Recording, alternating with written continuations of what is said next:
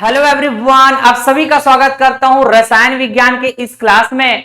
आज हम रसायन विज्ञान के अंदर मैटर चैप्टर से काफी इंपॉर्टेंट टॉपिक के बारे में स्टडी करने जा रहे हैं दोस्तों, जिसका नाम है मिश्रण पृथक्करण की विधियां। काफी इंपॉर्टेंट होने वाले हैं आपके ऑल कॉम्पिटिटिव एग्जाम्स के पर्पज से।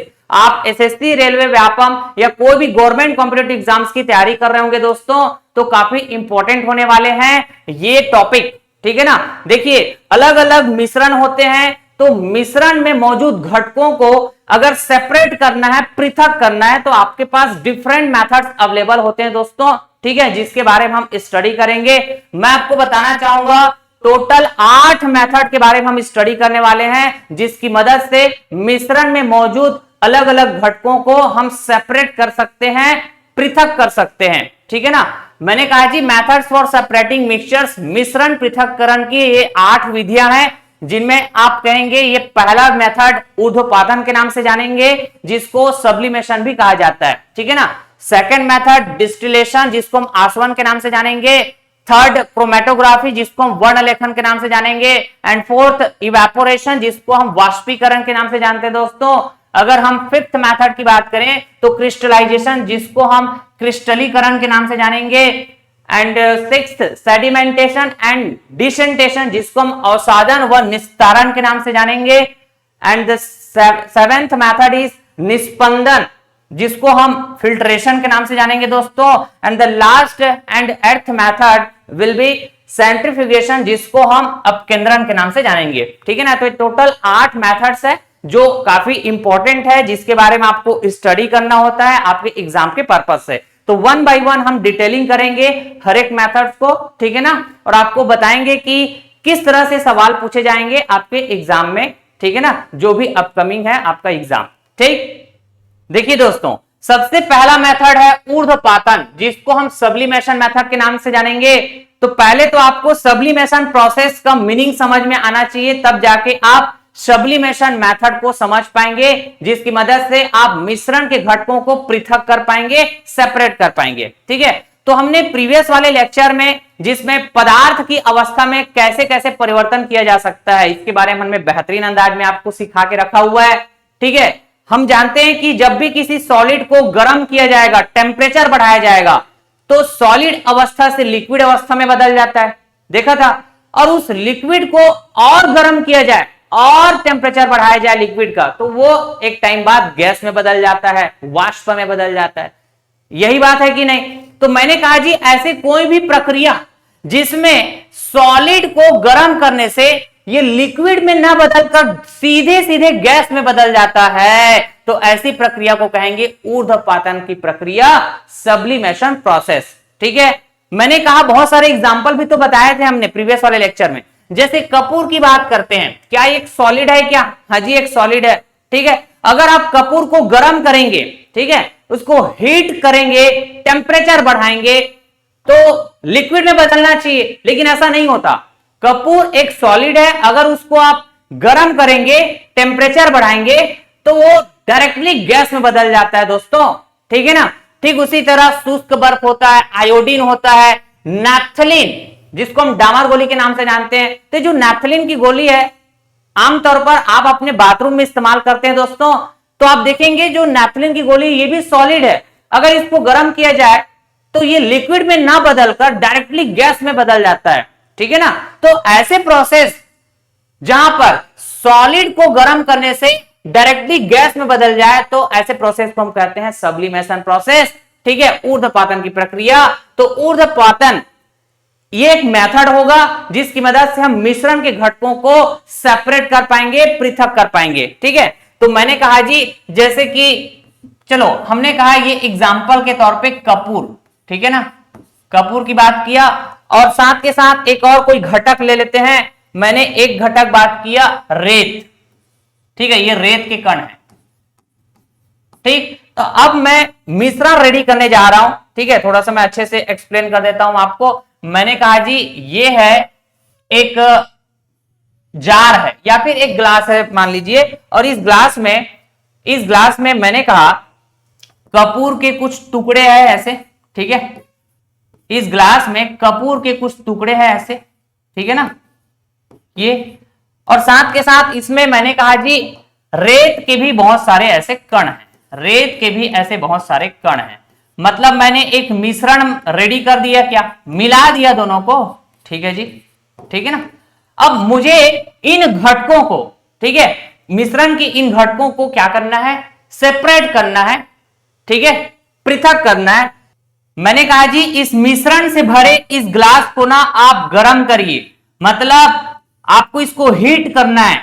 तो आप एक टाइम बाद पाएंगे कि जो कपूर है ना, ये गर्म होने के बाद गैस बनकर ऐसे उड़ने लगेंगे, क्या, ठीक है, मतलब कपूर का भाप बन जाएगा, गैस के फॉर्म में ऐसे उड़ने लग जाएगा। मैंने कहा कि इस गैस वाले फॉर्म में जो कपूर है इसको आप ना कलेक्ट करिए, ठीक है, इकट्ठा करिए। अब उसके बाद उसको ठंडा करिए। तो आपको पता है क्या, गैस को ठंडा करने से लिक्विड बनता है, उसको और ठंडा करेंगे तो वो सॉलिड बन जाएगा। तो इस तरह से आप पाएंगे कि ये जो कपूर है हम इसको सेपरेट कर पाए, किससे, रेत से। तो इस मिश्रण में कपूर और रेत था, हमने इस मिश्रण से भरे ग्लास को गर्म किया ना, तो क्या हुआ, कपूर गैस के फॉर्म में ऐसे उड़ने लग गए और इसको हम इकट्ठा करके ठंडा किए तो लिक्विड, फिर और ठंडा किए तो फिर वो सॉलिड बन गया। मतलब कपूर को हमने सेपरेट कर दिया रेत से, ठीक है ना। तो ये क्या है, ऊर्ध्वपातन मेथड है, ठीक है ना, सब्लिमेशन मेथड, ठीक है, जिसकी मदद से हम मिश्रण के घटकों को सेपरेट कर पाए, पृथक कर पाए, ठीक है जी। चलिए सेकंड मेथड है डिस्टिलेशन मेथड, जिसको हम आसवन विधि के नाम से जानेंगे। दोस्तों सबसे पहले मैं आपको बताना चाहूंगा कि आसवन विधि का इस्तेमाल किस टाइप के मिश्रण पृथक्करण के लिए करेंगे, ठीक है। मैंने कहा जी ये एक मिश्रण है जिसको हम कहते हैं मिक्सचर, ठीक है ना, और इस मिक्सचर को रेडी किया गया है किस तरह से, मैंने कहा जी लिक्विड नंबर 1 है और ये है लिक्विड नंबर 2। अगर दोनों लिक्विड को मिला दिया जाए तो एक मिश्रण रेडी होगा, ठीक है। और मैं ये समझ पा रहा हूं यहां पे कि इस मिश्रण में मौजूद दोनों घटक ये तरल पदार्थ है क्या, अरे लिक्विड का मतलब क्या होता है, तरल पदार्थ, ठीक है ना। तो ऐसे मिश्रण जिसमें दोनों घटक तरल पदार्थ हो, लिक्विड के फॉर्म में हो, तो ऐसे घटकों को जो मिश्रण में मौजूद है इसको पृथक करने के लिए, सेपरेट करने के लिए हम आसवन विधि का इस्तेमाल करेंगे, ठीक है। आसवन विधि के बारे में मैं थोड़ा सा बताना चाहूंगा कि इसके 2 प्रकार होंगे दोस्तों। मैंने कहा जी पहला सरल आसवन विधि, सिंपल डिस्टिलेशन मेथड, दूसरा प्रभाजी आसवन विधि जिसको हम कहेंगे फ्रैक्शनल डिस्टिलेशन मेथड, ठीक है। तो किसी भी प्रकार के आसवन विधि में बात करेंगे, चाहे सरल आसवन विधि हो चाहे प्रभाजी आसवन विधि हो, ठीक है, हम ऐसे मिश्रण के घटकों को पृथक करने के लिए इन मेथड्स का इस्तेमाल करेंगे जहां पे दोनों के दोनों घटक तरल पदार्थ हो, मतलब दोनों घटक लिक्विड के फॉर्म में हो। Is that clear? तो 1 बाय 1 हम स्टडी करते हैं। सबसे पहले आसवन विधि के अंदर हम स्टडी करेंगे सरल आसवन विधि, सिंपल डिस्टिलेशन मेथड कहेंगे, ठीक है ना। मैंने कहा जी सरल आसवन विधि का उपयोग मिश्रण के घटकों को अलग करने के लिए किया जाता है जिसमें 2 मिश्रणी तरल पदार्थ होते हैं और साथ के साथ उनके क्वथनांक में पर्याप्त अंतर देखने को मिलेगा। ये काफी इंपॉर्टेंट है दोस्तों, ध्यान रखिएगा। सरल आसवन विधि का इस्तेमाल, सिंपल डिस्टिलेशन मेथड का इस्तेमाल हम ऐसे मिश्रण पृथक्करण के लिए करेंगे जिसमें दोनों के दोनों घटक तरल पदार्थ हो, लिक्विड के फॉर्म में हो और साथ के साथ उनके क्वथनांक में पर्याप्त अंतर हो, मतलब उन दोनों घटकों के बॉइलिंग पॉइंट्स में एक सफिशिएंट डिफरेंस देखने को मिले। जिस तरह से मैंने कहा जी पानी और एसीटोन, क्या ये दोनों तरल पदार्थ है, दोनों लिक्विड के फॉर्म में होते हैं, दोनों को मिला देने से एक मिश्रण रेडी होगा। हाँ जी, और आपको यह बात पता होना चाहिए कि पानी का जो बॉइलिंग पॉइंट होता है जिसको हम कहेंगे पानी का क्वथनांक, क्या ये 100 डिग्री सेल्सियस होता है? हाँ जी। मैंने कहा एसीटोन का क्वथनांक पता होना चाहिए, एसीटोन का बॉइलिंग पॉइंट कहेंगे 56.5 डिग्री सेल्सियस, लगभग 56 डिग्री सेल्सियस, ठीक है। मतलब जिस टेम्परेचर पे कोई लिक्विड उबलना चालू हो जाता है, बॉइल होना चालू हो जाता है, उसको हम कहते हैं उसका बॉइलिंग पॉइंट, ठीक है ना। तो यहां पे आप देख पाएंगे ये दोनों घटकों का, ठीक है ना। इस मिश्रण में मौजूद दोनों घटकों का जो बॉइलिंग पॉइंट है, इसमें एक पर्याप्त डिफरेंस देखने को मिल रहा है, पर्याप्त अंतर देखने को मिल रहा है नहीं। तो इस सिचुएशन में हम सरल आसवन विधि का इस्तेमाल करके इन दोनों घटकों को सेपरेट कर सकते हैं। अब ये मेथड काम कैसे करते हैं इधर बताता हूं मैं आपको। मैंने कहा जी ये सिंपल डिस्टिलेशन मेथड है, इसका ये फ्लो डायग्राम है जिसकी मदद से आप ये समझ पाएंगे कि ये जो मेथड है काम कैसे करता है। सिंपल डिस्टिलेशन मेथड का ये अरेंजमेंट को थोड़ा हम समझ लेते हैं दोस्तों। यहां पे एक डिस्टिलेशन फ्लास्क होता है जिसमें हम उस मिश्रण को भर देते हैं जिसका पृथक्करण करना है, ठीक है ना। और इस अरेंजमेंट में एक थर्मामीटर भी लगा होता है जिसकी मदद से आप टेम्परेचर को मेजर कर पाएंगे, ठीक है। साथ के साथ यहाँ पे एक कंडेंसर लगा होता है दोस्तों। कंडेंसर का काम होता है ठंडा करना। अगर कंडेंसर में हम गैस भरेंगे तो गैस को लिक्विड में बदल देगा कंडेंसर, क्योंकि गैस को ठंडा करने से लिक्विड बनता है, नहीं यही बात है कि नहीं, ठीक है जी। तो मैंने कहा जी इस अरेंजमेंट का जो एंडिंग पॉइंट है इसमें हम एक बर्तन फिट कर देते हैं और इस बर्तन की मदद से जो पृथक किए गए पदार्थ है उसको हम स्टोर कर लेंगे, ठीक है। अब काम कैसे करता है देखते हैं। सबसे पहले एक मिश्रण हम भर देते हैं इस डिस्टिलेशन फ्लास्क में। हमने उदाहरण लिया था एसीटोन और वाटर का मिश्रण, ठीक है। एसीटोन का बॉइलिंग पॉइंट होता है लगभग 56 डिग्री सेल्सियस, वाटर का बॉइलिंग पॉइंट होता है 100 डिग्री सेल्सियस। तो मैंने कहा जी अगर आप इस मिश्रण को गर्म करेंगे, ठीक है, गर्म करेंगे मतलब हीट करेंगे, तो इसके लिए इस फ्लास्क को गर्म करना पड़ेगा, हीट करना पड़ेगा क्या, तो ये मिश्रण गर्म होगा, ठीक है। और मिश्रण जब गर्म होगा तो मिश्रण का टेम्परेचर बढ़ेगा क्या, ठीक है। तो मैंने कहा जी मिश्रण में मौजूद है एसीटोन और वाटर। एसीटोन और वाटर के बॉइलिंग पॉइंट में पर्याप्त डिफरेंस है, ठीक है। तो बॉइलिंग पॉइंट किसका कम है, एसीटोन का है क्या, तो एसीटोन जल्दी उबलने लगेगा। और जब कोई लिक्विड उबलता है तो उसका भाप बनता है, मतलब वो लिक्विड गैस में बदलता है, ठीक है ना। तो वाटर के उबलने से बहुत पहले एसीटोन उबल जाएगा, समझ पा रहे हैं ना। वाटर को उबलने में काफी टाइम लगेगा, एसीटोन जल्दी उबल जाएगा। तो एसीटोन जब उबलेगा, ठीक है, मतलब एसीटोन जो कि लिक्विड में था अब वो गैस बनेगा, तो गैस वाले एसीटोन को हम लोग कंडेंसर में एंटर करा देते हैं। और कंडेंसर का काम क्या होता है दोस्तों, ठंडा करना। तो भाई साहब गैस वाले एसीटोन को आप ठंडा करेंगे तो वो लिक्विड में कन्वर्ट हो जाएगा क्या, ठीक है। और इस तरह से हम उस एसीटोन को इस बर्तन में कलेक्ट कर लेंगे। तो ये एसीटोन और इधर रह जाएगा वाटर, सेपरेट हो जाएगा। आ रही बात समझ में। तो इस तरह से ये सिंपल डिस्टिलेशन मेथड काम करता है। मुझे उम्मीद है कि आपको ये समझ में आया होगा, ठीक। देखिए दोस्तों आसवन विधि के अंदर दूसरा विधि हम पढ़ेंगे प्रभाजी आसवन विधि, जिसको कहेंगे हम फ्रैक्शनल डिस्टिलेशन मेथड। हमने सिंपल डिस्टिलेशन मेथड पढ़ लिया है और ये फ्रैक्शनल डिस्टिलेशन मेथड हम पढ़ने जा रहे हैं। दोनों मेथड लगभग सेम तरीके से काम करेंगे दोस्तों, ठीक है ना, क्योंकि है तो दोनों आसवन विधि, तो बिल्कुल काम करने का जो तरीका है वो लगभग सेम होंगे। सिंपल डिस्टिलेशन मेथड साथ के साथ फ्रैक्शनल डिस्टिलेशन मेथड, लेकिन दोनों तो है तो अलग अलग मेथड एक्चुअली, ठीक है। तो दोनों मेथड में अंतर क्या होगा ये समझना जरूरी है। मैंने कहा जी ये है लिक्विड नंबर 1, ठीक है, और ये है लिक्विड नंबर 2। दोनों लिक्विड को मिला दो, मिश्रण रेडी हुआ, ठीक है। तो इस मिश्रण में मौजूद दोनों घटक तरल पदार्थ है, लिक्विड के फॉर्म में है, ठीक है ना। मैंने कहा जी लिक्विड नंबर 1 का जो बॉइलिंग पॉइंट है मान लो 54 डिग्री सेल्सियस है। लिक्विड नंबर 2 का जो बॉइलिंग पॉइंट है मान लो ये 56 डिग्री सेल्सियस है। तो यहां पे आप देख पा रहे हैं मिश्रण में मौजूद दोनों घटकों के जो क्वथनांक है, बॉइलिंग पॉइंट है, ठीक है, ये बिल्कुल पास पास है क्या, बिल्कुल करीब है।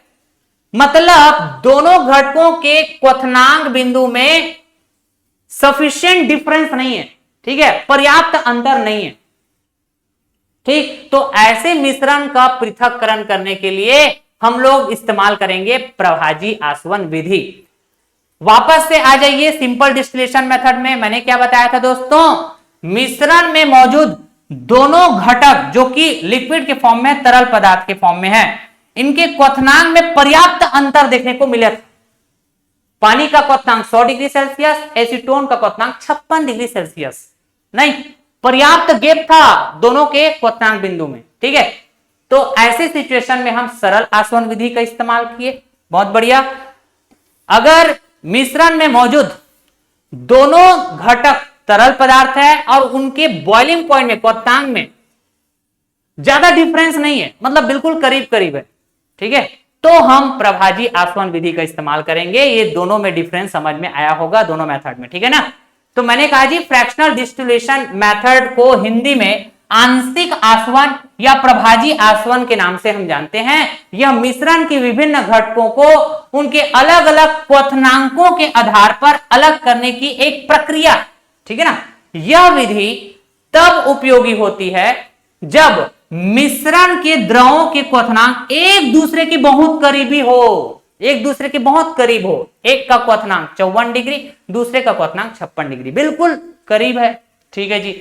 तो बिल्कुल यहां पे हम प्रभाजी आसवन विधि इस्तेमाल कर सकते हैं। जैसे कि आप स्कूल लेवल 9th-10th में आपने पढ़ा होगा दोस्तों, प्रभाजी आसवन विधि के नाम से, जैसे हम जीवाश्म ईंधन में मौजूद अलग अलग जो घटक, केरोसिन होता है, मिट्टी का तेल, पेट्रोल होते हैं, ठीक है, ये सबको हम क्या करते हैं, पृथक करते हैं ना प्रभाजी आसवन की मदद से। तो आप देखेंगे केरोसिन का जो बॉइलिंग पॉइंट है, पेट्रोल का जो बॉइलिंग पॉइंट है, ठीक है, इसमें ज्यादा अंतर देखने को नहीं मिलेगा, बिल्कुल पास पास, बिल्कुल करीब करीब देखने को मिलेगा, ठीक है। तो याद आ गया प्रभाजी आसवन विधि जो हम 9th-10th है ना स्कूल लेवल साइंस में पढ़े हुए थे, ठीक। तो उसी को हम बोलते हैं जीवाश्म ईंधन, जिसको हम कच्चे तेल के नाम से भी हम बोल सकते हैं। कच्चे तेल के परिष्करण, ठीक है, या फिर कच्चे तेल का पृथक्करण के लिए, ठीक है, उद्योगों और प्रयोगशाला में इस तकनीक का व्यापक उपयोग होता है दोस्तों, जिसको हम प्रभाजी आसवन के नाम से जानेंगे। काम करने का जो तरीका है, ठीक है, सिंपल डिस्टिलेशन और फ्रैक्शनल डिस्टिलेशन बिल्कुल सेम, लगभग सेम तरीके से काम करते हैं दोस्तों। यहां भी एक डिस्टिलेटिंग फ्लास्क होता है, कंडेंसर होता है, और यहाँ पे इस अरेंजमेंट के एंड में एक और बर्तन रख दिया जाता है जिसमें जो पृथक किए गए घटक है उसको हम सेपरेट कर लेते हैं, ठीक है, यहाँ पे स्टोर कर लेते हैं, ठीक। तो ध्यान रखिएगा फ्रैक्शनल डिस्टिलेशन मेथड में हम ऐसे मिश्रण की बात करेंगे, ठीक है, जिसमें दोनों के दोनों घटक लिक्विड होंगे, ठीक है। दो से भी ज्यादा घटक हो सकते हैं, दो से भी ज्यादा घटक हो सकते हैं मिश्रण में, ठीक है ना। तो मैं फिलहाल उदाहरण के लिए, एग्जांपल के लिए मिश्रण में दो घटक ऐसे बात किया हूं, ठीक। लेकिन ध्यान रहे सारे के सारे घटक तरल पदार्थ हो, लिक्विड हो, और साथ के साथ इसके जो बॉइलिंग पॉइंट होंगे ये काफी करीब हो, एक दूसरे के बहुत करीब हो। जैसे उदाहरण के लिए 54 डिग्री सेल्सियस, एक का 56 डिग्री सेल्सियस, ठीक है। तो ठीक उसी तरह इस मिश्रण को हम है ना इस डिस्टिलेटिंग फ्लास्क में डाल देंगे और क्या करेंगे जी, इसको हीट करेंगे, ठीक है। हीट करेंगे तो 20 डिग्री, 30 डिग्री, 40 डिग्री, इस तरह से टेम्परेचर बढ़ते जाएगा मिश्रण का। तो सबसे पहले कौन उबलेगा, बॉइल कौन होगा, ये 54 डिग्री वाला होगा क्या, ठीक है। जैसे ही ये लिक्विड नंबर 1 बॉइल करेगा पहले, तो इसका गैस बनेगा क्या, अरे भाप बनना मतलब गैस बनेगा, ठीक है। तो लिक्विड नंबर 1 जो कि उबल कर गैस बन गया है, तो इस गैस को फटाफट ना हम कंडेंसर में भेजेंगे और इसको ठंडा कर लेंगे, फिर लिक्विड में बदल जाएगा। तो इस लिक्विड 1 को यहां पे स्टोर कर लिया जाएगा, कलेक्ट कर लिया जाएगा दोस्तों, ठीक है। तो ये प्रोसेस ना फास्ट करना पड़ता है, क्यों पता है, क्योंकि लिक्विड नंबर 1 पहले उबलेगा और उसकी जस्ट थोड़ी देर बाद लिक्विड नंबर 2 भी उबलना चालू हो जाएगा दोस्तों। क्यों, क्योंकि हम तो इसको हीट कर रहे हैं ना मिश्रण को, जिसमें लिक्विड नंबर 1 भी है, लिक्विड नंबर 2 भी है, और मिश्रण को जब हीट कर रहे हैं तो मिश्रण का टेम्परेचर कंटिन्यू बढ़ते जाएगा, और लिक्विड और लिक्विड 2 दोनों के जो बॉइलिंग पॉइंट है बिल्कुल पास पास है क्या, ठीक है। तो लिक्विड नंबर 2 के उबलने से पहले ही हम लिक्विड नंबर 1 को लिक्विड नंबर 2 से सेपरेट कर लेंगे ऐसे। ये लिक्विड नंबर 1, समझ पाए, बहुत बढ़िया। देखिए दोस्तों, थर्ड मेथड है क्रोमैटोग्राफी, जिसको हम वर्ण लेखन के नाम से जानेंगे। इसको समझने से पहले थोड़ा सा मैं आपको विले, विलायक, विलयन, इसके बारे में जस्ट रिवीजन प्रोवाइड कर देता हूं। मैंने प्रीवियस वाले लेक्चर, तत्व यौगिक मिश्रण वाले लेक्चर में मिश्रण के अंदर विलयन पढ़ाया था आपको। विलयन दो चीजों से मिलकर बना होता है, विलायक और विलेय। विलयन का मतलब सॉल्यूशन, इसका मतलब सॉल्यूशन दो चीजों से मिलकर बनेगा, सॉल्वेंट और सॉल्यूट। सॉल्वेंट का मतलब विलायक, सॉल्यूट का मतलब विलेय। ऐसा पदार्थ जो घोलने की क्षमता रखता हो उसको हम सॉल्वेंट कहेंगे, विलायक के नाम से जानेंगे। और ऐसा पदार्थ जो विलायक में घुला रहता है उसको हम विलेय कहेंगे, जिसको हम सॉल्यूट के नाम से जानेंगे। मैंने कहा जी जैसे कि पानी और नमक का विलयन है, ठीक है, तो पानी घोलने की क्षमता रखता है, किसको? नमक को, और नमक पानी में घुला रहता है, तो पानी विलायक हुआ क्या? हाँ जी, मतलब पानी सॉल्वेंट है और नमक क्या है? विलेय है, जिसको कहेंगे सॉल्यूट। दोनों को मिला दिया गया तो सॉल्यूशन बन गया, विलयन बन गया, ठीक है ना। तो मैं ये बताना चाह रहा था डियर, ठीक है, कि हर एक पदार्थ की खुद की एक घुलनशीलता होती है, ठीक है, मतलब कोई पदार्थ विलायक में जल्दी घुल जाएगा तो कोई देरी से घुलेगा, ठीक है ना, तो इसको कहते हैं उसकी घुलनशीलता। आ रही बात समझ में? ठीक, तो अगर मैं कहूं दोस्तों जैसे कि अलग अलग रंग है ना, तो रंग को अगर मैं पानी में मिलाऊं तो पानी तो विलायक है और जो रंग है वो विलेय, ठीक है। तो अलग अलग पदार्थ की अपनी खुद की घुलनशीलता होती है, मतलब अलग अलग रंग का भी खुद का घुलनशीलता होगा क्या, ठीक है। तो यहां पे अगर मैं पानी में जैसे कि कोई रंग डाल दिया तो रंग विलेय है और पानी क्या है? विलायक है। इतना बात समझ में आया? तो इसी से अब रिलेटेड मैं यहां पे बात करता हूं कि क्रोमेटोग्राफी, जिसको हम कहेंगे वर्ण लेखन, इसका उपयोग एक ही विलायक में उनकी अलग अलग घुलनशीलता के आधार पर मिश्रण के विभिन्न घटकों को अलग करने के लिए किया जाता है। ऐसे प्रोसेस को, ऐसे मेथड को हम क्या बोलेंगे? वर्ण लेखन कहेंगे। तो इसको मैं बेहतरीन तरीके से आपको फील कराता हूं दोस्तों। मैंने कहा जी आप ना एक खाली पेपर ले लीजिए, ठीक है, बिल्कुल ब्लैंक पेपर, कुछ ना लिखा हो, एकदम खाली पेपर ऐसे ले लीजिए, ले लिए। और मैंने बोला कि आप पेन लीजिए और पेन से ना इस पेपर में, इस खाली पेपर में एक डॉट बना दीजिए कुछ इस तरह से। तो जो आपने डॉट बनाया है इसका कुछ ना कुछ तो रंग होगा ना, कलर होगा। मैं आपको एक बात मानने के लिए बोल देता हूं, आप ऐसा मान लीजिए, सपोज कर लीजिए आप कि जो डॉट बनाए हैं ये बहुत सारे कलर से मिलकर बना हुआ है, ठीक है ना। It is the mixture of different colours. और मेरी चाहत है कि इस मिक्सचर में से डिफरेंट कलर को सेपरेट करना, पृथक करना, ये मेरी चाहत है।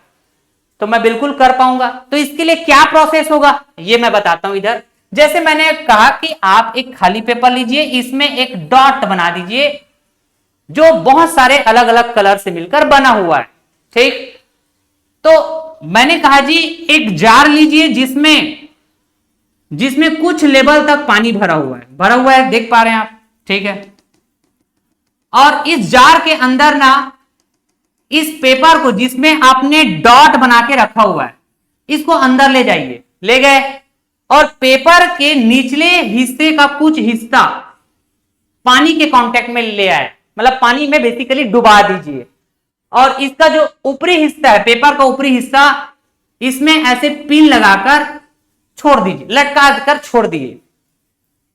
तो कुछ समय बाद आप देखेंगे दोस्तों कि ये जो पेपर है ना पानी को सोख रहा होता है ना ऐसा। जैसे कि मैंने कहा जी ये दीपक है, दीपक में पानी थोड़ा भरा होता है, तेल भरा होता है, ठीक है, ये तेल भरा हुआ है। तो ये दीपक जब जलेगा तो ये जो रुई होता है ये तेल को सोखता है क्या? हाँ जी, बात तो सही है। ठीक उसी तरह आप देखेंगे कि ये जो पेपर है पानी में डूबा हुआ था, इसका निचला हिस्सा, ठीक है, और इसको ऐसे लटका के छोड़ दिए, कुछ समय बाद देखेंगे कि ये पानी को सोख रहा होता है। और सोखते सोखते आपको देखने को मिलेगा कि पानी ये डॉट के कांटेक्ट में आ जाएगा क्या। और मैंने बताया था कि जो डॉट है बहुत सारे रंगों से मिलकर बना हुआ है, और जो रंग होता है, कलर होता है, ये विलेय होता है, मतलब विलायक में घुल सकता है ये, ठीक है। तो जैसे ही ये डॉट पानी के कांटेक्ट में आएगा, ठीक है, तो वो घुलना चालू हो जाएगा क्या? इसका मतलब आपको देखने को मिलेगा, इसका मतलब आपको देखने को मिलेगा दोस्तों, ये डॉट जो अलग अलग कलर से मिलकर बना हुआ था, ये ऐसे अलग अलग अपनी घुलनशीलता के हिसाब से घुलना चालू होगा, तो आपको ऐसे रंग अलग अलग दिखाई पड़ेंगे। मतलब ये रंग सेपरेट हो जाएंगे क्या? आपको देखने को मिलेगा ब्लू, ग्रीन, रेड, मतलब जो जो कलर से मिलकर बना हुआ था। तो यही तो है क्रोमैटोग्राफ, वर्ण लेखन। तो अभी तक है ना, आप ऐसे ही पढ़े रहे होंगे कि वर्ण लेखन का मतलब रंगों को अलग अलग, विभिन्न रंगों को अलग अलग करने की प्रक्रिया, पृथक करने की प्रक्रिया ही वर्ण लेखन कहलाता है करके। लेकिन इसके पीछे का लॉजिक क्या है, ये कंसेप्ट क्या है, वो मैं बेहतरीन तरीके से आपको समझा पाया होगा, ऐसा मैं उम्मीद करता हूं दोस्तों। ठीक है, देखिए दोस्तों, वाष्पीकरण फोर्थ मेथड, जिसको हम कहेंगे इवेपोरेशन, ठीक है ना। तो इवेपोरेशन मेथड की मदद से हम मिश्रण पृथक्करण की बात कर पाएंगे। जैसे कि मैंने कहा जी, खारे जल, समुद्र का जल खारे होता है क्या? ठीक है, मतलब खारे जल बोल रहा हूं तो it is the mixture of water and salt, यही कहेंगे कि नहीं? ठीक है ना, पानी और नमक के मिश्रण को हम कहेंगे खारे जल। तो मैं अगर कहता हूं कि पानी और नमक के मिश्रण को, ठीक है ना, जो कि यहां पे मौजूद है, इसको आप क्या करेंगे? गर्म करेंगे। ठीक है, तो आप कुछ समय बाद देखेंगे दोस्तों, पानी उबलने लगेगा। जब ये मिश्रण 100 डिग्री सेल्सियस में गर्म हो जाएगा तो पानी उबलने लगेगा। ठीक है ना, लेकिन इसमें मौजूद जो नमक है, जो कि ठोस है क्या? ठीक है, तो नमक को मेल्ट होना पड़ेगा पहले। तो नमक का जो मेल्टिंग पॉइंट है वो बहुत हाई होता है, बहुत ज्यादा टेम्परेचर पे मेल्ट होगा नमक, तब तक वाटर भाप बन के उड़ गया होगा। नमक के मेल्ट होने से पहले वाटर भाप बन के उड़ गया होगा। आ रही बात समझ में? ठीक है, तो मैंने कहा जी, इस तरह से इवेपोरेशन मेथड में अगर हम नमक और पानी के मिश्रण को गर्म करेंगे और अगर मिश्रण 100 डिग्री सेल्सियस पे पहुंच गया तो जो पानी है वो उबलना स्टार्ट हो जाएगा, और उबलना स्टार्ट होगा मतलब पानी का क्या बनेगा? वाष्प बनेगा दोस्तों। मतलब इवेपोरेशन प्रोसेस होगा तो पानी वाष्प बन के उड़ जाएगा। नीचे में क्या बच जाएगा? सिर्फ और सिर्फ नमक बच जाएगा। सिर्फ और सिर्फ क्या बच जाएगा? नमक बच जाएगा। ठीक है ना, तो आप बोलेंगे वाष्पीकरण विधि से द्रव विलयन में घुलित ठोस विलय को पृथक किया जाता है। यहाँ पे ठोस विलय क्या है जी? तो नमक है। ठीक है, जिसको हम कहेंगे सॉल्ट, जिसको हम कहेंगे सॉल्ट। ठीक है ना, और यह ठोस द्रव के वाष्पीकरण के बाद, मतलब द्रव के वाष्पीकरण मतलब समझ रहे हैं, पानी का वाष्प बनने के बाद, ठीक है ना, जो तली है निचले हिस्से, इसमें शेष रह जाता है, मतलब ये नमक यहाँ पे शेष रह जाएगा। यही बात है, ये है वाष्पीकरण मेथड, इवेपोरेशन मेथड। ठीक है, चलिए अगला मेथड है मेथड नंबर 5, क्रिस्टलाइजेशन, क्रिस्टलीकरण। मैंने कहा जी, ये जो प्रोसेस है, ये जो मेथड है, ये बिल्कुल पिछले वाले मेथड की तरह काम करता है। मतलब काम करने का जो तरीका मैं आपको समझाता हूं। जैसे कि इवेपोरेशन मेथड आपने समझ लिया, हाँ जी, तो क्रिस्टलाइजेशन मेथड को समझने के लिए सबसे पहले तो क्रिस्टल का मतलब समझिए। क्रिस्टल का मतलब क्या होता है? ठीक है ना, तो मैंने कहा जी, जैसे कांच के छोटे छोटे टुकड़े, ठीक है, बिल्कुल चमकता हुआ पार्टिकल होता है क्या? वो जैसे मोती के जो टुकड़े होते हैं या फिर मोती के जो पार्टिकल होते हैं, चमकता हुआ पार्टिकल। ठीक है, मतलब कांच के टुकड़े के समान चमकता हुआ कोई भी पार्टिकल को आप क्रिस्टल नाम दे सकते हैं। जैसे मैंने कहा जी, चीनी का जो पार्टिकल है ना, कांच के टुकड़े के समान चमकता हुआ दिखाई देता है क्या? अरे नमक के जो पार्टिकल है, इस तरह से। तो एक मोटा मोटा समझ में आ गया होगा कि क्रिस्टल का मतलब क्या है। ठीक है ना, कांच के टुकड़े के समान चमकता हुआ पार्टिकल या चमकता हुआ कण। ठीक है ना, तो मैंने कहा जी, आपने एक गिलास लिया, देख सकते हैं गिलास, इसमें नमक और पानी का मिश्रण भर दिया। नमक और पानी, नमक और पानी का मिश्रण भर दिया है इस गिलास में, भर दिए। ठीक है जी, अब देखना, मैंने क्या कहा कि आप एक ऐसे लकड़ी लीजिए और लकड़ी में ऐसे रस्सी बांध दीजिए, लकड़ी में ऐसे रस्सी बांध के लटका दीजिए। ठीक है ना, लटका दिए आप, ठीक। और मैंने कहा जी, इस गिलास को क्या करिए, आप थोड़ा सा गर्म कर दीजिए और छोड़ दीजिए। थोड़ी देर के लिए ऐसे गर्म किए और छोड़ दिए। तो आप देखेंगे ये लटकता हुआ रस्सी में, ये लटकता हुआ रस्सी में ना ऐसे छोटे छोटे क्रिस्टल जम जाएंगे, ऐसे छोटे छोटे क्रिस्टल जम जाएंगे। और ये छोटे छोटे क्रिस्टल क्या है पता है? नमक के पार्टिकल है। अरे छोटे छोटे क्रिस्टल क्या है? नमक के पार्टिकल है दोस्तों। तो यही तो है क्रिस्टलाइजेशन प्रोसेस। तो ये जस्ट लाइक ये वाष्पीकरण, वेपोराइजेशन, इवेपोराइजेशन मेथड जैसा काम किया कि नहीं किया बताइए? ठीक है, तो यह विलेय की पृथकीकरण की विधि है जिसमें मिश्रण को गर्म किया जाता है। किया हमने गर्म, इससे उपस्थित विलेय पदार्थ रवेदार रूप में अलग हो जाती है, जैसे यहाँ पे देख सकते हैं रवेदार रूप में जैसे अलग हो गया दोस्तों, और अशुद्ध पदार्थ विलयन में ही बचा रह जाता है। ठीक है, तो और भी बहुत सारे आप एग्जाम्पल देख सकते हैं। मैंने एक एग्जाम्पल बताया, नमक और पानी का मिश्रण लेकर इसका पृथक्करण किया। ठीक है, इस तरह का अरेंजमेंट करके। ठीक, समझ पाए? बढ़िया। चलिए नेक्स्ट मेथड, 6th नंबर का मेथड है सेडिमेंटेशन एंड डिसेंटेशन। ठीक है, वन बाय वन समझते हैं। सेडिमेंटेशन का मतलब होता है अवसादन और डिसेंटेशन का मतलब होता है निस्तारण। अवसादन एक ऐसी प्रक्रिया है जिसमें किसी तरल पदार्थ में मौजूद भारी ठोस कण कंटेनर के निचले भाग में बैठ जाते हैं, इसको कहते हैं हम अवसादन। तो एक ऐसी प्रक्रिया, जैसे कि यहां पे आप देख सकते हैं दोस्तों, फॉर एग्जांपल मैंने कहा जी जैसे कि एक ग्लास में पानी भरा हुआ है, अब उसमें कुछ ऐसे मटमैला चीज मिल गया, कुछ मटमैला ठोस कण मिला दिया आपने, तो उससे क्या हुआ, आपका जो पानी था वो मटमैला हो गया, यही कहेंगे क्या? हाँ जी। तो मैंने कहा जी मडी वाटर का मतलब क्या हुआ? मटमैला पानी, मतलब उसमें पानी भी है और मटमैला ठोस पदार्थ भी है, जिसकी वजह से पानी अब गंदा हो गया, मटमैला हो गया। ठीक है, यही बोलेंगे एक जस्ट एग्जांपल के लिए। अब मैंने कहा जी इसको अलग करना है, क्लीन वाटर को और मड को अलग करना है। तो इसके लिए जैसे कि मैंने कहा एक छड़ लिया और छड़ के ऐसे निचले हिस्से में एलम लगा हुआ है, फिटकरी। ठीक है, और इसको अपने हाथों की मदद से ऐसे स्टीयर किया मैंने। ठीक, तो कुछ टाइम बाद आप देखेंगे दोस्तों कि मड के पार्टिकल भारी होने की वजह से, मड के पार्टिकल भारी होने की वजह से ये निचले तले में बैठ जाएगा और क्लीन वाटर के पार्टिकल हल्के होने की वजह से ये अलग हो जाएगा मड से। तो मड और वाटर अलग हो गया, समझ पाए? ऐसे बहुत सारे एग्जांपल्स आप देख सकते हैं। लेकिन निस्तारण की बात करें ना दोस्तों, तो इसमें हल्का सा फर्क है। ठीक है, अवसादन और निस्तारण में देखेंगे आप हल्का सा फर्क है। मैंने कहा कि निस्तारण हल्के तरल को झुकाकर और निकालकर अलग करने या दूसरे बर्तन में डालने की एक प्रक्रिया है। मैंने कहा जी मान लो आपने पानी के साथ पत्थर को मिला दिया, पानी के साथ पत्थर को मिला दिया। ठीक है, निस्तारण प्रोसेस को समझाने के प्रयास कर रहा हूं मैं।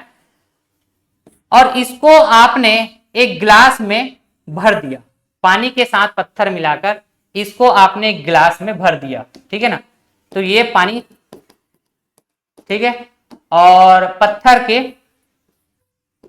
कण। तो आप देखेंगे जो हल्के तरल है, क्या पानी हल्के तरल है क्या? है ना, तो आप देखेंगे झुका देने से ये पानी बाहर निकल जाएगा ना और रह जाएगा पत्थर, यही तो है निस्तारण। ऐसे बहुत सारे एग्जांपल आप कनेक्ट कर सकते हैं। तो अवसादन और निस्तारण का मतलब समझ में आया होगा दोस्तों, ऐसा मैं उम्मीद करता हूं। ठीक है ना, चलिए नेक्स्ट मेथड है 7th नंबर का मेथड, जिसको हम फिल्ट्रेशन कहेंगे, हिंदी में निस्पंदन के नाम से जाना जाएगा। बड़ा कॉमन सा मेथड है ना, डेली लाइफ में काफी ज्यादा इस्तेमाल होता है इस मेथड का।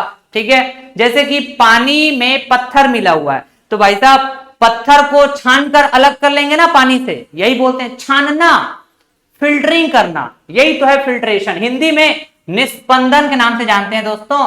तो फिल्ट्रेशन प्रोसेस का यहाँ पे डायग्राम जैसे देख सकते हैं दोस्तों, जैसे कि मैंने कहा जी मडी वाटर, मटमैला पानी है। ठीक है, तो इसको जैसे मेरे को छानना है जिससे कि शुद्ध पानी मैं इस्तेमाल कर सकूं। ठीक है ना, तो इसके लिए फिल्ट्रेशन प्रोसेस आप देख सकते हैं। मडी वाटर को मैंने फनल में डाला जहां पे फिल्टर पेपर लगा हुआ है, इस पेपर की मदद से हम फिल्टरिंग करेंगे जिससे कि आपको फाइनली प्योर वाटर मिल जाएगा और जो भी मड थे वो अलग हो जाएगा, फिल्ट्रेशन छन कर बाहर हो जाएगा। ठीक है, तो जब सरल मिश्रण से अघुलनशील ठोस पदार्थों का पृथक्करण मतलब छनित्र या छन्नी के माध्यम से किया जाता है, यही तो निस्पंदन कहलाता है दोस्तों। It is called filtration. जैसे गंदे जल का भौतिक शुद्धिकरण, जैसे यहां पे देखा, गंदे जल मतलब मटमैला पानी, ठीक है ना, बहुत बढ़िया।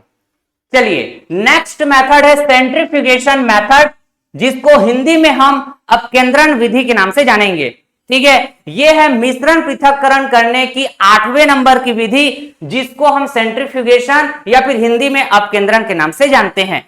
इस मेथड को समझने से पहले आपको अपकेंद्रीय बल के बारे में थोड़ा बहुत आइडिया होना जरूरी है, जिसको हम सेंट्रीफ्यूगल फोर्स के नाम से जानेंगे, ठीक है ना। तो इसको मैं शॉर्ट में समझाने का प्रयास करता हूं दोस्तों, ध्यान से सुनिएगा। मैंने कहा जी ये है आपका हाथ, ठीक है, और मैंने कहा कि आप अपने हाथ में एक रस्सी लीजिए और रस्सी के दूसरे सिरे पर एक पत्थर को ऐसे बांध दीजिए और इसको ऐसे घुमाइए, तो आप देखेंगे कि जो पत्थर है ये एक सर्कुलर पाथ को फॉलो करते हुए ऐसे गति करेंगे। यही कहेंगे कि नहीं, ठीक है ना। और यही काम यहां पे लड़की कर रही है। क्या, इन्होंने अपने हाथ पे एक रस्सी ली हुई है और इस रस्सी से एक बाल्टी को ऐसे बांध दिए हैं, ठीक है, और इसको घुमा रहे हैं ऐसा। तो क्या ये सर्कुलर पाथ को फॉलो करेंगे क्या ये जो बाल्टी है? नहीं। बहुत बढ़िया। तो मैंने कहा जी, मैंने कहा कि अगर गलती से, भाई साहब गलती से ये रस्सी ब्रेक हो गया, टूट गया, तो ये जो बाल्टी है ये सर्कुलर पाथ को फॉलो ना करते हुए सर्कुलर पाथ से बाहर हो जाएगा क्या? ये जैसे ही रस्सी टूटेगा तो ये जो बाल्टी है या फिर ये जो स्टोन है ये इस सर्कुलर पाथ से बाहर हो जाएगा क्या? हाँ जी, बात तो सही है। तो ऐसा क्यों हुआ होगा? जरूर इस बाल्टी में या फिर जरूर इस स्टोन में बाहर की तरफ एक बल लगा होगा, उसी को बोलते हैं हम लोग अपकेंद्री बल, जिसको हम सेंट्रीफ्यूगल फोर्स के नाम से जानेंगे, ठीक है। तो मैंने कहा जी यहां पे बाल्टी या फिर ये स्टोन एक सर्कुलर पाथ को फॉलो कर रहा है, हाँ जी। तो इस सर्कुलर पाथ का, इस वृत्ताकार पाथ का एक सेंटर होगा। बहुत बढ़िया। तो इसको हम क्या बोलेंगे? रेडियस कहेंगे, त्रिज्या जी बोलेंगे ना। मैंने कहा जी आप जिस भी ऑब्जेक्ट को रस्सी से बांध के ऐसे घुमा रहे हो उसको खुद का द्रव्यमान होगा, जिसको हम मास कहते हैं। तो ये जैसे कि स्टोन का द्रव्यमान होगा, ठीक है। तो मैंने कहा कि कोई भी ऑब्जेक्ट को अगर आप घुमाएंगे किसी रस्सी से बांधकर, तो उस ऑब्जेक्ट में ऐसे बाहर की तरफ बल लग रहा होता है, जिसको हम कहेंगे अपकेंद्री बल, सेंट्रीफ्यूगल फोर्स के नाम से जानेंगे, ठीक है। ये इसका जो वैल्यू होता है ना दोस्तों, इसका जो वैल्यू होता है ये mv² डिवाइड में r। m क्या है? उस ऑब्जेक्ट का मास है, द्रव्यमान है, ठीक है। v वेलोसिटी है, जिसको हम कहेंगे वेग, उस ऑब्जेक्ट का वेग है, किस वेग से वो घूम रहा है, ठीक है ना। और इस r को बोलेंगे उस वृत्ताकार पाथ का रेडियस, जिसको हम त्रिज्या कहेंगे, ठीक है। तो ये तीनों बातों पर डिपेंड कर रहा है बल जो है, द्रव्यमान पर, वेग पर और त्रिज्या पर। तो मैं यहां पे काम की बात करूं आपसे, तो काम की बात कुछ इस तरह से है दोस्तों। यहां पे जो सेंट्रीफ्यूगल फोर्स है या अपकेंद्री बल है, ये सीधे सीधे डिपेंड कर रहा है किस पर? उस ऑब्जेक्ट के मास पर, द्रव्यमान पर सीधे सीधे डिपेंड कर रहा है, जिसको हम बोलेंगे डायरेक्टली प्रोपोर्शनल, ठीक है। देखो सीधा सीधा है ना भाई, आ रही बात समझ में? बहुत बढ़िया। इसका मतलब क्या समझे कि अगर इस घूमते हुए ऑब्जेक्ट का द्रव्यमान ज्यादा है, इसका मतलब उस ऑब्जेक्ट में बाहर की तरफ, सेंटर से बाहर की तरफ बल ज्यादा लगेगा, अपकेंद्री बल ज्यादा लगेगा। अगर द्रव्यमान कम है, उस ऑब्जेक्ट का द्रव्यमान कम है, तो बल कम लगेगा बाहर की तरफ। इतना बात दिमाग में घुस गया क्या? ठीक है। तो मैंने कहा जी सेंट्रीफ्यूगेशन मेथड, अपकेंद्रण विधि, इस विधि में तरल मिश्रण को तीव्र गति से घुमाया जाता है, जिसमें अपकेंद्री बल प्रभावी होकर अधिक घनत्व वाले पदार्थों को या फिर अधिक द्रव्यमान वाले पदार्थों को केंद्र से बाहर की ओर पात्र की परिधि पर एकत्रित कर लेता है। फॉर एग्जाम्पल इधर आइए, जैसे कि हमने कहा जी अपकेंद्रण विधि में तरल मिश्रण को तीव्र गति से घुमाया जाता है, ठीक है। इसके कुछ एग्जाम्पल में आप देख सकते हैं, जैसे कि दूध से क्रीम निकालना। देखिए दूध से क्रीम बनाने के प्रोसेस में मैंने एक पात्र लिया दोस्तों, इस तरह से जैसा आप स्क्रीन में देख पा रहे हैं, ठीक है। तो दूध से क्रीम निकालने की प्रोसेस में ना बेसिकली सबसे पहला काम होता है कि हम दूध से दही जमाते हैं, ठीक है। और उस दही को हमने इस पात्र में ले लिया, ठीक है। अभी जो दही है ये तरल मिश्रण होता है क्या, तो इस दही को ना आप तीव्र गति से, तेज गति से ऐसे घुमाएंगे, ठीक है ना। तो इससे होगा क्या दोस्तों, अपकेंद्री बल के प्रभाव से, ठीक है ना, अपकेंद्री बल के प्रभाव से जो भारी द्रव्यमान के पदार्थ है वो ये सरकमफरेंस पर जम जाएगा, मतलब ऐसे परिधि पर जम जाएगा, समझ पा रहे हैं क्या। और जो हल्के द्रव्यमान के पदार्थ है जैसे कि क्रीम, ठीक है ना, वो यहां कहीं बीच में आपको देखने को मिलेगा, कुछ इस तरह से। अलग से हाईलाइट कर देता हूं मैं यहां पे, ये है क्रीम। ये बहुत हल्के पदार्थ होते हैं, इज दैट क्लियर। तो इस तरह से दूध से क्रीम निकालने के प्रोसेस एक तरह से सेंट्रीफ्यूगेशन प्रोसेस होता है, सेंट्रीफ्यूगेशन मेथड होता है, जिसको शॉर्ट में हम सेंट्रीफ्यूज भी बोल देते हैं। क्लियर। मैंने कहा जी जैसे रक्त परीक्षण, ब्लड टेस्ट किया जाता है, तो पहली बात तो मैंने कहा कि ब्लड में क्या क्या मौजूद होते हैं। आपने कहा जी सर ब्लड में ना लिक्विड भी मौजूद होते हैं, ठीक है, और सॉलिड भी मौजूद होते हैं, यही कहेंगे कि नहीं। अगर लिक्विड में कहें तो लिक्विड के फॉर्म में वाटर रहेगा, नहीं, अरे ब्लड में वाटर रहते हैं कि नहीं, लिक्विड के फॉर्म में। अगर मैं कहूं सॉलिड के फॉर्म में तो आप कहेंगे सर आरबीसी होता है, डब्ल्यूबीसी होता है, प्लेटलेट्स होता है, प्लेटलेट्स, ठीक है ना। तो जब हम ब्लड टेस्ट करते हैं ना, तो ब्लड टेस्ट के दौरान हम ऐसे एक बीकर लेते हैं दोस्तों, ऐसे एक बीकर, ठीक है, और इसमें ब्लड को भर दिया जाता है, मैं प्रॉपर रेड कलर ले लेता हूं यहां पे ऐसे, ठीक है ना। ये क्या है जी, ब्लड, ठीक है ना। तो ये तरल मिश्रण है क्या, ब्लड, हाँ जी। तो मैंने कहा जी इसको तीव्र गति से आप घुमाइए, ऐसे आप घुमाइए, तो इससे होगा क्या, अपकेंद्री बल के प्रभाव से, ठीक है, जो भारी द्रव्यमान वाले पदार्थ है ये सरकमफरेंस में, मतलब यहां पे, ठीक है, यहां पे परिधि पे ऐसे इकट्ठा हो जाएंगे, और जो हल्के पदार्थ है ये बिल्कुल ऐसे सेंटर के आसपास दिखाई पड़ेंगे। और हल्के पदार्थ में यहां पे क्या होगा, लिक्विड होगा क्या, वाटर। और बाकी जो ये सॉलिड है आरबीसी, डब्ल्यूसी, प्लेटलेट्स, इसके पार्टिकल ऐसे सरकमफरेंस में जम जाएंगे। तो this is the actually centrifugation methods, ठीक है, जिसको हम कहेंगे अपकेंद्रण विधि। ध्यान रखेंगे दोस्तों, ये है इसका प्रॉपर डेफिनेशन इस मेथड का, और ये एग्जांपल मैंने बता दिया। तो सवाल पूछे जाते हैं दूध से क्रीम निकालना या फिर ब्लड टेस्ट में किस तरह के मेथड का इस्तेमाल किया जाता है, तो आप बोलेंगे अपकेंद्रण विधि, या फिर इसी को बोलते हैं सेंट्रीफ्यूगेशन, या फिर शॉर्ट में centrifuge method. Is that clear. चलिए सम मिसलेनियस कंसेप्ट हम लोग बात कर लेते हैं दोस्तों, जिसमें काफी इंपॉर्टेंट टर्म है डिफ्यूजन, जिसको हम विसरण के नाम से जानते हैं। ये सवाल पूछे गए हैं, मैं दिखाता हूं आपको। पहले समझ लेते हैं डिफ्यूजन का मतलब क्या होता है, ठीक है। मैंने कहा जी आप दो कंडीशन ले लीजिए, एक कंडीशन में आप पानी के साथ क्या मिला दीजिए, स्याही को मिला दीजिए, ठीक है ना। और दूसरा कंडीशन मैंने कहा जी यहां पे पानी है और पानी के साथ क्या मिला दीजिए, आप शहद मिला दीजिए, जिसको हम हनी के नाम से जानते हैं, ठीक है ना। तो आप क्या पाएंगे, मैंने कहा स्याही की बूंद डालने की तुरंत बाद आपको क्या देखने को मिलेगा, आपको देखने को मिलेगा कि पानी के कण और स्याही के कण ये स्वतः मिलना चालू हो जाएगा कि आपस में, ठीक है। मैंने कहा कि आप पानी के साथ शहद की कुछ बूंद डाल देने के बाद तुरंत आप क्या देखेंगे कि शहद के कण और साथ के साथ पानी के कण ऑटोमेटिकली घुलना चालू हो जाएंगे। क्या मतलब विसरण प्रोसेस क्या होता है, दो विभिन्न पदार्थों के कणों का स्वतः मिलना ही विसरण कहलाता है।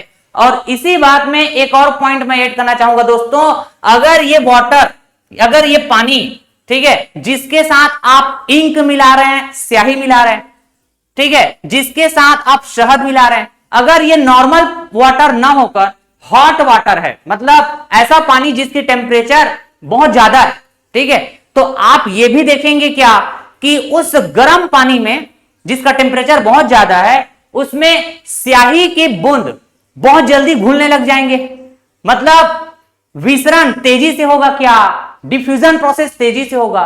ठीक उसी तरह उस हॉट वाटर में, उस गर्म पानी में जिसका टेम्परेचर बहुत ज्यादा है, उसमें आप हनी मिला दीजिए, शहद की कुछ बूंदे डाल दीजिए, तो उस हॉट वाटर में शहद जल्दी घुलना चालू हो जाएगा, क्या मतलब विसरण तेजी से होगा, डिफ्यूजन प्रोसेस हाई होगा। तो यहां पे वही बात मैं बता देता हूं कि हायर टेम्परेचर है ना, हायर टेम्परेचर, अगर टेम्परेचर हाई है तो डिफ्यूजन प्रोसेस, ठीक है, डिफ्यूजन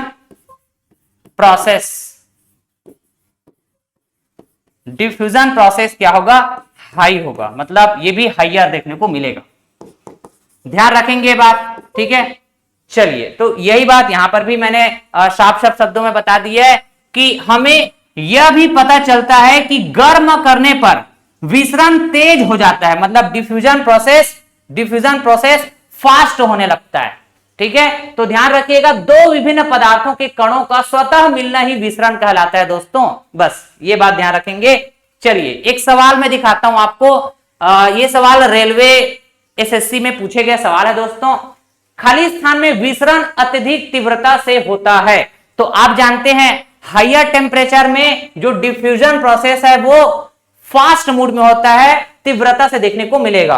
तो यहां पे सॉलिड्स लिखा हुआ है, लिक्विड्स लिखा हुआ है, गैसेस लिखा हुआ है, प्लाज्मा लिखा हुआ है, मतलब पदार्थ के यहां पे अवस्था बता दिया गया है, ठीक है, कि ठोसों में होगा, कि द्रवों में होगा, कि गैसों में होगा, कि प्लाज्मा में होगा, ठीक है। तो मैंने कहा जी, जैसे कि ये एक लिक्विड है, लिक्विड नंबर 1, ये दूसरा लिक्विड है, लिक्विड नंबर 2, मैंने कहा कि टेम्परेचर बढ़ाओ इसका, तो ये गैस बन जाएगा, ठीक है, गैस नंबर 1, ठीक है। इस लिक्विड का टेम्परेचर बढ़ाएंगे तो आप देखेंगे एक टाइम बाद ये गैस बन जाएगा कि नहीं बन जाएगा, हाँ जी। तो हायर टेम्परेचर में बताइए डिफ्यूजन प्रोसेस फास्ट होता है, ठीक है ना। तो आप बोलेंगे लिक्विड के कंपेयर में ये जो गैस है इसका टेम्परेचर बहुत हाई है ना, तो आप गैसों को आपस में मिलाएंगे, ठीक है। तो गैसों के जो कण है, पार्टिकल है, ये फास्ट तरीके से स्वतः मिलेंगे क्या, ठीक है, तो आप बोलेंगे गैसेस। आंसर क्या हो जाएगा, गैसों में विसरण अत्यधिक तीव्रता से होता है। बहुत ही कंसेप्चुअल सवाल है दोस्तों, मजेदार सवाल। देखिए दोस्तों, सम मिसलेनियस कंसेप्ट में अगला कंसेप्ट मैं बताने जा रहा हूं, काफी इंपॉर्टेंट है, टिंचर ऑफ आयोडीन, ठीक है ना। तो सबसे पहली बात, ये टिंचर ऑफ आयोडीन क्या है, एक दवाई है, ठीक है, और इसका इस्तेमाल हम किस तौर पे करते हैं, एंटीसेप्टिक दवाई के तौर पे, एंटीसेप्टिक दवाई के तौर पे करते हैं दोस्तों। ध्यान रहेगा, डायरेक्ट सवाल पूछे जाते हैं आपके एग्जाम में। एंटीसेप्टिक दवाई का मतलब, जैसे आपका हाथ कहीं पे ऐसे कट गया तो आप बोलते हैं ना एंटीसेप्टिक दवाई लाओ, तो उस तरह से आप इसका इस्तेमाल कर सकते हैं। अच्छा, ये बनता कैसे है, ये सवाल भी पूछे जाते हैं। तो टिंचर ऑफ आयोडीन जो आप यहां पे देख पा रहे हैं, ये आयोडीन और अल्कोहल का विलयन होता है, जिसे टिंचर आयोडीन के नाम से जाना जाता है। इसमें आयोडीन विलेय है और अल्कोहल विलायक है, ठीक है ना। तो विलायक जो घोलने की क्षमता रखता हो, तो यहां पे अल्कोहल क्या होता है जी, विलायक होता है, ध्यान रखेंगे, ठीक है। और आयोडीन जो कि एक सॉलिड है, विलेय का काम करेगा, जो विलायक में घुला रहता है, ठीक है। तो ये भी सवाल पूछे जाते हैं दोस्तों कि टिंचर ऑफ आयोडीन किससे मिलकर बना होता है, आयोडीन और अल्कोहल से, जिसमें आयोडीन क्या है, सॉलिड है, जो सॉल्यूट का काम करेगा, विलेय का काम करेगा, और जो अल्कोहल है ये लिक्विड है। अल्कोहल क्या है, लिक्विड है, जो सॉल्वेंट का काम करेगा, मतलब विलायक का काम करेगा, ठीक है। अब यहां पे अगर मैं ये कहूं कि सर ये मिश्रण कही जाएगी क्या, हाँ जी मिश्रण कही जाएगी। अरे आयोडीन और अल्कोहल का मिश्रण ही तो है ये, ठीक है, और मिश्रण के अंदर हम विलयन के बारे में पढ़ते हैं, ठीक। तो मैंने कहा जी एक मिश्रण है, तो ये किस तरह का मिश्रण है? क्या ये समांगी मिश्रण है कि विषमांगी मिश्रण है? होमोजीनियस है कि हेट्रोजीनियस है? तो हमने ये सब पढ़ के रखे हुए हैं, होमोजीनियस मिक्सचर, हेट्रोजीनियस मिक्सचर, है ना, तत्व यौगिक मिश्रण। ये लेक्चर हम प्रोवाइड कर चुके हैं, आपको जरूर विजिट करिएगा। तो मैंने कहा जी ये है मिश्रण पूरा का पूरा भरा हुआ है इसमें, ठीक है, आयोडीन टिंचर। ठीक, तो आप ना इस मिश्रण के किसी भी पोर्शन में जाकर देखिए, थ्रू आउट द मिक्सचर कहीं भी पोर्शन में जाकर देखेंगे ना दोस्तों, तो आपको आयोडीन और एल्कोहल की जो मात्रा है वो सेम दिखाई देगा, सेम अनुपात में दिखाई देगा, चाहे यहां पर, चाहे यहां पर, चाहे यहां पर। तो ऐसे मिश्रण को हम क्या बोलते हैं? Homogeneous mixture.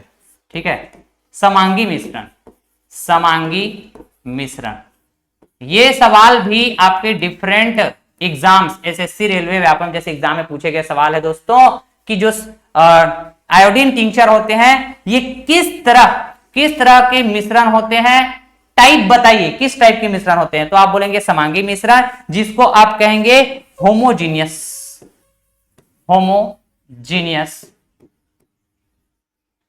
मिक्सचर। तो आप अगर सीक्वेंस में लेक्चर फॉलो करेंगे दोस्तों, तो आपका जो कनेक्टिविटी वाला पार्ट है वो बेहतरीन साबित होगा एक टाइम के बाद। ठीक है ना?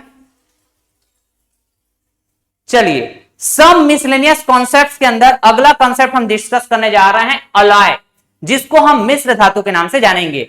मिश्र धातु नाम से समझ में आ रहा है दो या दो से अधिक धातुओं का मिश्रण। ठीक है, यही तो मिश्र धातु है। तो मिश्रण बोलने से समांगी मिश्रण, विषमांगी मिश्रण, दो प्रकार के मिश्रण आते हैं। तो सवाल क्या पूछे जाते हैं मिश्र धातु से रिलेटेड, जो मैं यहां पे आपको कवर करने वाला हूं, वो ध्यान से सुनिएगा। सबसे पहला सवाल तो यह है कि मिश्र धातु एक मिश्रण तो है, लेकिन बताइए ये समांगी मिश्रण है कि विषमांगी मिश्रण है? ठीक है, पहला सवाल। दूसरा सवाल, हम ये जान चुके हैं कि दो या दो से अधिक पदार्थों को मिलाने से मिश्रण बनता है ना? और जब मिश्रण बन जाता है तो उनके घटकों को हम पृथक करने के बहुत सारे भौतिक विधियां भी बात किए।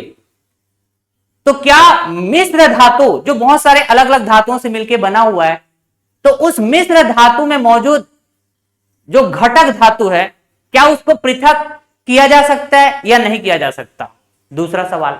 ठीक है, तो इस तरह के सवाल पूछे जाएंगे जो सम मिसलेनियस कॉन्सेप्ट्स में मैं अलॉय के अंदर, मिश्र धातु के अंदर आपको कवर करने जा रहा हूं दोस्तों। देखिए, मिश्र धातु में ये धातुओं के समांगी मिश्रण होते हैं। ठीक है, जैसे कि मैंने कहा जी, उदाहरण के लिए पीतल। ठीक है, ये पीतल देख पा रहे हैं क्या, जिसको मैं ब्रास बोलता हूं? ये पीतल से बना हुआ रॉड बोलिए या फिर कोई भी ऑब्जेक्ट ऐसा आप देख रहे हैं, सर्कुलर शेप का है ना, रेक्टेंगुलर शेप का है, इस तरह से ये पीतल। अब पीतल मिश्र धातु क्यों है? क्योंकि इसमें जिंक लगभग 30% होते हैं और जो कॉपर है ये लगभग 70% होते हैं। तो इस तरह से जिंक 30% और कॉपर 70% मिला दिया जाए तो पीतल बनेगा। ठीक है, तो आप इस पीतल से बने हुए प्रोडक्ट इसके किसी भी हिस्से में जाकर देखेंगे, ठीक है ना, तो इसके जो घटक के अनुपात है दोस्तों, इसके जो घटक के अनुपात मतलब जिंक और कॉपर का जो रेशियो है, मात्रा है, वो थ्रू आउट द अलॉय आपको सेम देखने को मिलेगा। तो ऐसी स्थिति में हम क्या बोलते हैं? ये मिश्रण तो है लेकिन समांगी मिश्रण है। समझ पाए? बहुत बढ़िया। ठीक है ना? तो एक बात तो समझ में आ गया कि कोई भी मिश्र धातु की बात करेंगे वो हमेशा समांगी मिश्रण होते हैं दोस्तों। ठीक है, और समांगी मिश्रण का मतलब होमोजीनियस मिक्सचर। ठीक, अब देखिए, मिश्र धातुओं को भौतिक क्रिया द्वारा अवयवों में पृथक नहीं किया जा सकता है। ठीक है, मिश्रण तो है लेकिन इसको हम उनके अवयवों में सेपरेट नहीं कर सकते, पृथक नहीं कर सकते। लेकिन फिर भी मिश्र धातुओं को मिश्रण माना जाता है क्योंकि ये अपने घटकों के गुणों को दर्शाते हैं। ठीक है, और पृथक पृथक संगठन रखते हैं। जैसे उदाहरण के लिए मैंने पीतल बताया। ठीक, तो मिश्रण के एक गुण है, कौन सा गुण जी? कि मिश्रण जिन जिन पदार्थों से मिलकर बना होता है, ठीक है, तो मिश्रण में वो गुण मौजूद होता है, वो आप फील कर पाते हैं। जैसे कि एक मिक्सचर मार्केट से खरीद के लाए, आपने मिक्सचर का स्वाद लिया, आपको पता चला कि मुझे खट्टेपन का भी स्वाद आया, मीठेपन का भी स्वाद आया, खारेपन का भी स्वाद आया। ऐसा क्यों? क्योंकि जरूर उसमें शुगर मिला हुआ होगा, उसमें नमक मिला होगा, उसमें खट्टापन भी मिला होगा, इसलिए। तो वैसे ही जैसे मैं कहूं जी, जिंक का अपना खुद का गुण है, कॉपर का अपना खुद का गुण है, अब दोनों को मिला दिया जाए, ठीक है, एक फिक्स रेशियो में, जिंक 30% और 70% कॉपर, तो बन गया पीतल, तो एक मिश्र धातु बन गया। तो इस मिश्र धातु में, जो कि एक मिश्रण है, इसमें उनके घटकों के जो गुण हैं ये बरकरार बना हुआ रहेगा, इस वजह से हम इसको मिश्रण कहते हैं दोस्तों। लेकिन मिश्रण का जैसे पृथक्करण किया जा सकता है, वैसे मिश्र धातु का पृथक्करण नहीं किया जा सकता। क्लियर है? ध्यान रहेगा ये बात। तो इस तरह से ये हमारा मैटर के अंदर लेक्चर नंबर 4 है दोस्तों, जिसमें हम लोगों ने बेसिकली आज की इस लेक्चर में मिश्रण पृथक्करण की विभिन्न विधियों के बारे में बेहतरीन अंदाज में सीखे। कुछ सम मिसलेनियस कॉन्सेप्ट्स भी हमने जाना, जैसे कि टिंचर ऑफ आयोडीन, ठीक है ना, और साथ के साथ डिफ्यूजन प्रोसेस क्या होता है, और लास्ट में हमने अलॉय से रिलेटेड कॉन्सेप्ट्स भी हमने जाना। काफी इंपॉर्टेंट है। इस लेक्चर को आप ज्यादा से ज्यादा लोगों में शेयर करिएगा, अपने फ्रेंड सर्कल में, सारे ग्रुप्स में, जिससे कि हम ज्यादा से ज्यादा लोगों को कनेक्ट कर सकें। और अगर आपको वीडियो पसंद आता है दोस्तों, तो जरूर आप कमेंट बॉक्स में अपना फीडबैक जरूर दे दिया करें दोस्तों, ठीक है, मेरे को भी अच्छा फील होगा, है ना। चाहे आपका फीडबैक जैसा भी हो, पॉजिटिव फीडबैक, निगेटिव फीडबैक, ठीक है, कुछ सजेशंस हो मेरे टीचिंग स्टाइल को लेकर, मेरे कंटेंट डिलीवरी को लेकर, जो भी आपको लगता है आप लिखा करें, ठीक है ना। और जो हमारे क्लास नोट्स पीडीएफ होते हैं दोस्तों हर एक क्लासेस का, वो आपको हमारे टेलीग्राम चैनल में अवेलेबल करा दिया जाता है क्लास के बाद। तो हमारे टेलीग्राम चैनल का लिंक अवेलेबल है इस वीडियो के डिस्क्रिप्शन बॉक्स में, ठीक है, डायरेक्टली वहां से ज्वाइन कर लीजिएगा और ये नोट्स आप अवेल कर लीजिएगा, ठीक है, क्लास नोट्स पीडीएफ। अगर आप चाहें तो डायरेक्टली भी सर्च कर सकते हैं, टेलीग्राम में जाइएगा, मैथ्स एकेडमी बाय खुमैस सर, ये हमारा टेलीग्राम चैनल है, आप सर्च करके भी ज्वाइन कर सकते हैं, ठीक है जी। चलिए फिर इसी के साथ आज का यह लेक्चर हम एंड करते हैं। अगला फिर से जो भी हमारा अपकमिंग लेक्चर है उसमें हम बहुत जल्द आपसे मिलेंगे दोस्तों, और रीजनिंग का क्लासेस भी पैरेलली चल रहा है, ठीक है।